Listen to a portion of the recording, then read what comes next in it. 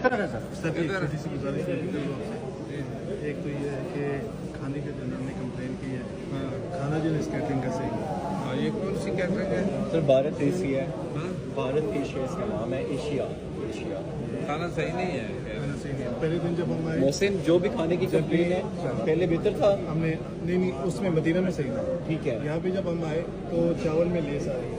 जब लेस आ रही है तो इसका मतलब क्या है कि चावल पुराने हो चुके हैं, इससे बदबू आती है। ठीक है। पहले दिन भी ऐसे ही था, दूसरे दिन भी ऐसे आपका रूम नंबर क्या है? 107।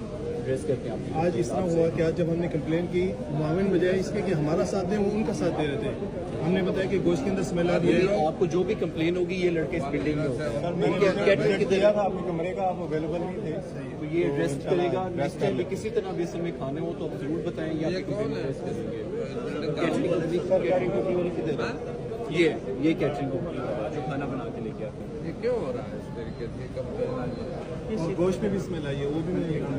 फिर इन्होंने क्या सफाई दी कि गोश्त इसलिए स्मेल आ रही है कि पहाड़ी बकरे, वो पहाड़ी बकरे नहीं, वो इंडियन जो पैकिंग जाती है ये वो यूज़ करते हैं। वो स्मेल वो वाली है, वो पहाड़ी बकरे में ये इस तरह नहीं है। हमारा गोश्त जो फ्रेश आ रहा है, आपकी कंपनी ताज़ा बनवा रहे हैं। आपकी कंपनी का नाम